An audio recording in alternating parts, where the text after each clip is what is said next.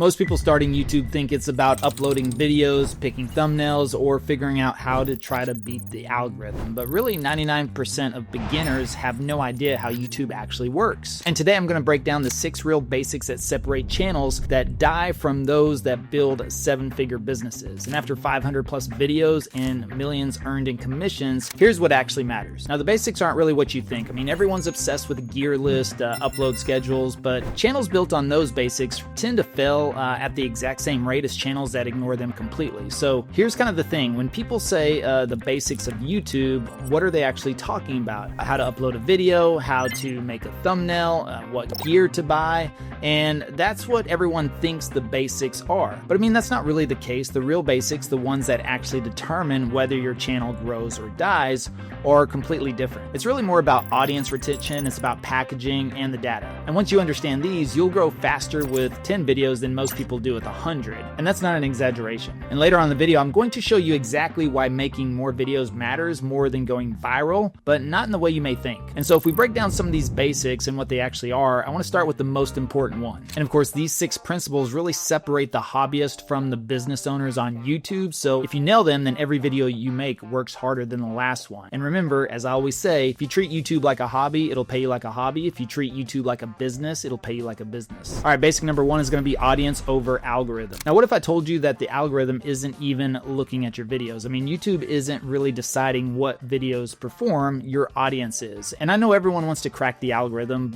and they want to figure out some sort of secret formula that makes YouTube show their videos to millions of people. But here's what nobody really tells you is that the algorithm doesn't pay attention to videos, it pays attention to viewers. So let's think about that for a second. YouTube's entire job is connecting your video with people who need it. It's about matching content with the right viewer. And YouTube doesn't push your video to anybody. It actually pulls the right video to the right viewer. But everything about packaging changes when you understand what I'm breaking down in a few minutes about curiosity versus keywords. And here's the real basic that most people miss. If you can't describe who you're making videos for in one sentence, you've already lost. And so you need to be that specific. And I want to give you a quick example. Let's say you're a fitness coach. You don't just say, I help people get in shape. I mean, that's a little too broad. Instead, you probably want to say something like, I help men and women learn to work out effectively so they can lose fat and gain muscle. And that's kind of a big difference. I mean, it's very specific, and that's an audience you can create content for. And for a plumber, maybe it's like homeowners in your city dealing with frozen pipes, especially when you live up north. Or if you're a financial advisor, you're thinking about professionals in their 40s planning for early retirement.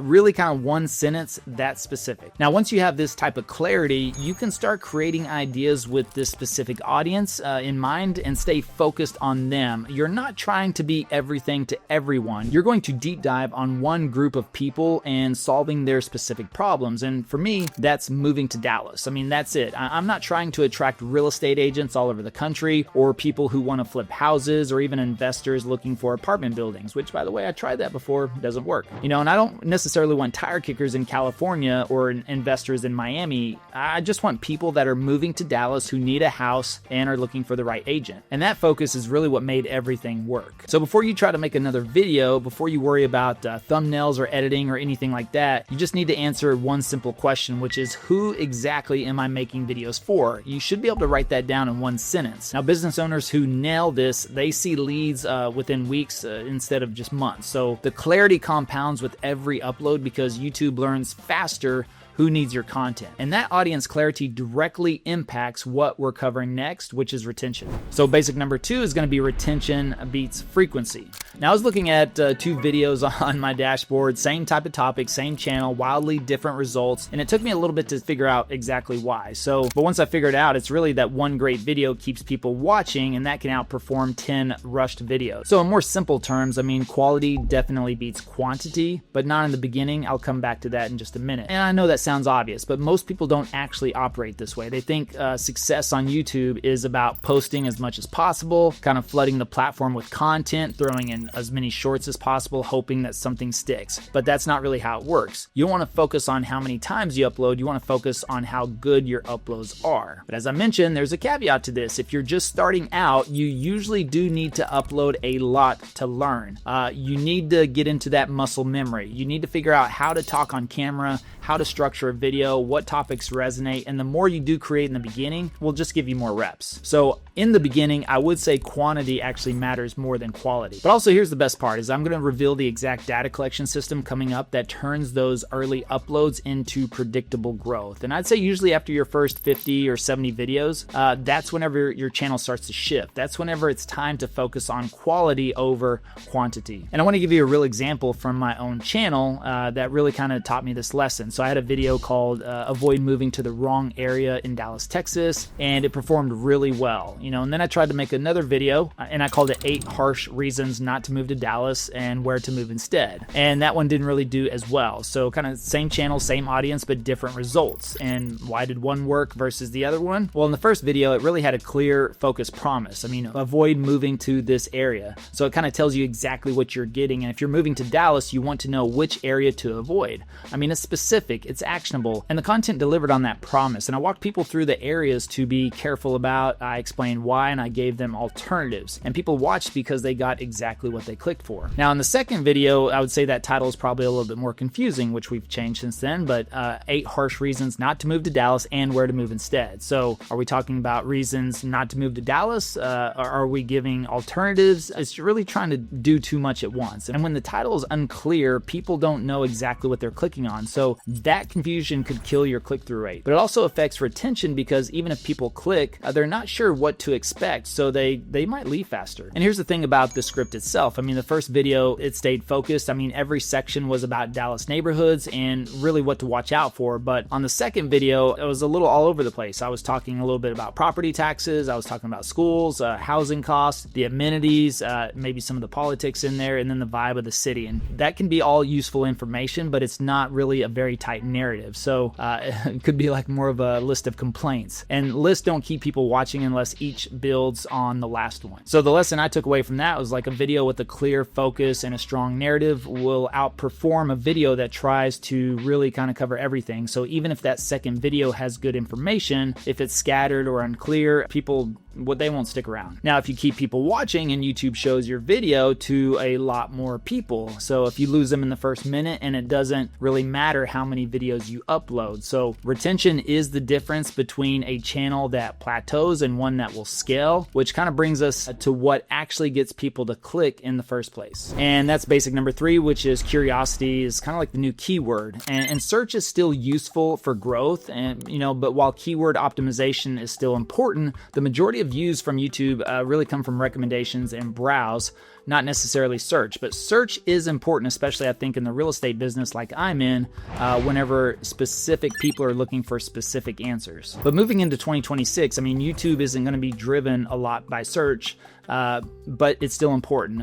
It's more driven by curiosity. So clickability really equals survival. You got to look at packaging as marketing, and if you don't understand that, you're really going to struggle no matter how good your content is. But I want to explain what I mean. So, back in the day, YouTube really was focused on keywords and search, and we built our business around that. We still implement search into our business now. And I do think it is key for people really starting out with their channel, so I don't want to discount that. But the majority of views on YouTube really come from suggested videos from the homepage and from YouTube recommending your content to people who aren't actively searching for anything. So they're just browsing. And that means your video has to grab their attention instantly. Now here's the other side of that, is that with browse and suggested, you can get a lot more views on your video, may not be your ideal client. And that's why I still like search up to this point, because I do know if I capture search, I'm getting an intentional client, especially in our business, who is looking directly to solve a problem. And that could mean less views, but typically it means more phone calls, which is really what I'm optimizing my channel around. But again, this is where packaging really comes in. So your title and your thumbnail have to create curiosity. They have to make someone stop scrolling and really kind of think, I need to know this, or I need to watch this video. And so again, if I kind of go back to a fitness coach example like from earlier,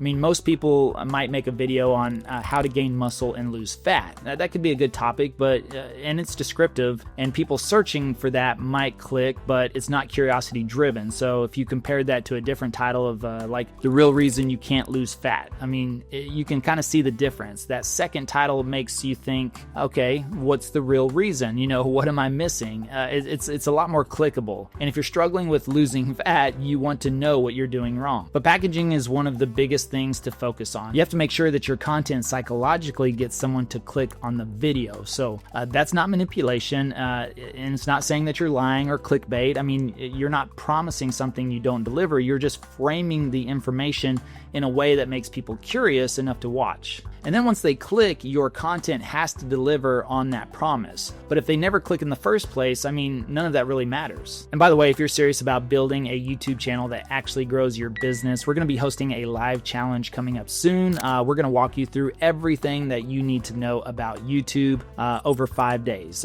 Very simple, very short each day, but the link is in the description below or in the bio if you want to check that out and join us on the next one. But again, you got to think of packaging as the bridge between your content and the people who need it. I mean, you build a weak bridge and your best work never reaches anyone. So strong packaging isn't clickbait, it's respect for the viewer's time, kind of like wrapped in intrigue. I mean, that perfectly can set up how you actually convert those viewers into clients. And that brings us to basic number 4, which YouTube is actually a funnel. I want you to picture someone who's watching your video at 11 o'clock at night. I mean, they're pulling out their phone, they're booking a call with you before the video even ends. And that's what happens when you treat YouTube as a funnel, not necessarily as a content library. I mean, most creators treat YouTube like a content platform. They post a lot of content, they want to get views, maybe they want to get subscribers, and that's kind of where it ends. But really, the smart creators treat YouTube like a sales funnel. They use it to take an audience and drive them to their offer, and that's a completely different mindset. And it changes everything about how you approach the platform. So here's how the funnel would work. You create a video that provides value. That's the top of the funnel. And then someone that watches that video, they get something useful, they learn something, they're entertained. Then you offer them a lead magnet. And that could be a free guide, it could be a checklist, it could be a consultation, something that gets them to take the next step. Now from there, they'll move into your product or service, and maybe they'll book a call, maybe they'll hire you, maybe they buy something, and eventually they become a client. And that's really the funnel mindset. I mean, the video leads to value, value leads to the lead magnet leads to a product or service, and the product or service leads to a client. And this is what turns YouTube from a hobby into a business. So if you're just posting videos and hoping that people subscribe, I mean, you're kind of missing the whole point. You need to be thinking about how every video moves someone closer to working with you.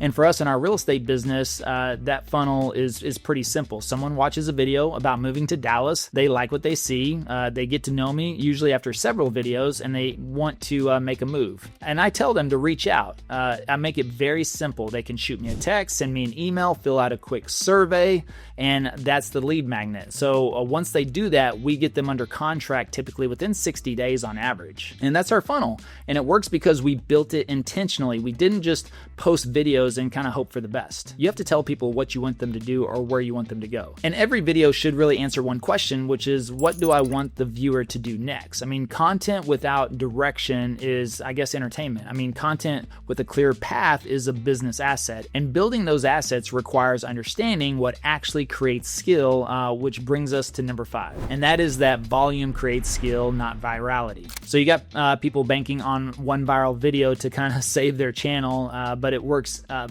of backwards, right? Virality is what happens after you've already built a skill through dozens of failures, right? So the truth is that you don't have to go viral by luck. You can earn it through reps. And I know everyone wants that one viral video that could change everything. They want to hit the jackpot, right? Get millions of views, blow up overnight.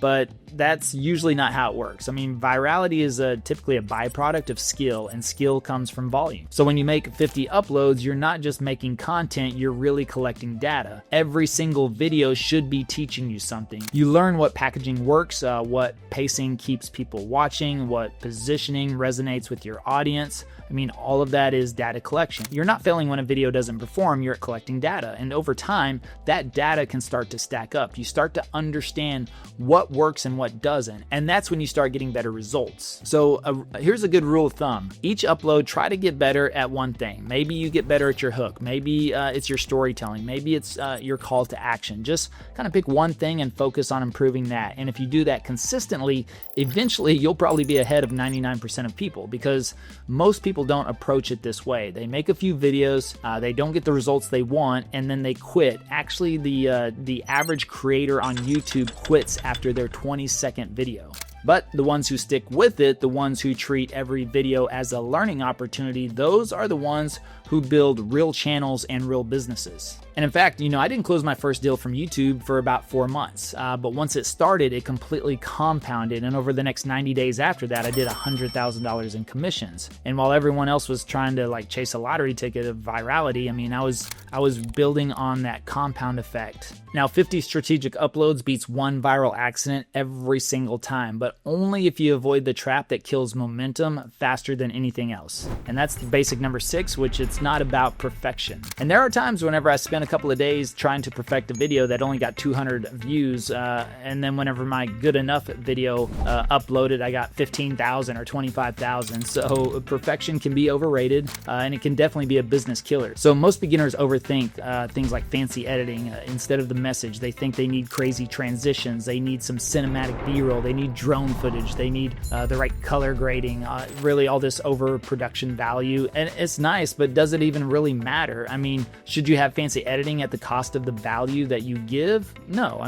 If your video isn't clear, no transition is going to save it. The message is what matters, and the value is what keeps people watching. The editing is really just the wrapper. But think about it, you're competing with Netflix, with movies, with entertainment that people pay for. So your free content has to be incredibly valuable. It has to solve a real problem or teach something meaningful. That's what keeps people watching, not necessarily the editing. And then I'll see people, buy $1,000 cameras before they've made their first video, and that's seriously jumping the gun. And the reality is you'll see, creators with really fancy equipment, really amazing production teams, and they've spent years usually getting there, or they have a massive budget whenever they start out. So you want to be realistic about where you're at in the process. In the beginning, you want to focus on the message. Focus on delivering value. The production will improve naturally over time as you get better and as your budget grows. But the message, that's really the foundation. And of course, that's where most people get it wrong. But if you start with substance and then work on style later, that sequence matters, because starting with style gives you really nothing to build on. So if you nail these 6 basics, you've already separated yourself from about 99% of people on YouTube. So think about this. You're building a system that turns strangers into clients while you sleep. And that's the difference between a channel and a business. And if I could only pick one thing to focus on first, it has to be about being clear on who your audience is. If you get that right, and everything else will become a lot easier. And if you're thinking maybe this is still a little bit too complicated, or I'm too old for YouTube, I get it. I started this at 41 years old, and I thought maybe it was too late, but I said I'm going to do it anyways. But the smart move I made was actually getting to know YouTube as a platform first before I ever published my first video. So I think understanding the platform and how it works, they're very powerful. And so you need some sort of foundation there to get yourself going. Actually, we're one of the top producing real estate channels in the entire country. And it's all because I took that time to understand these basics before even getting started. And if you'd like me to walk you through this a lot more in depth, in person on Zoom, then go ahead and check the description below for our next live challenge coming up. And we look forward to seeing you on YouTube.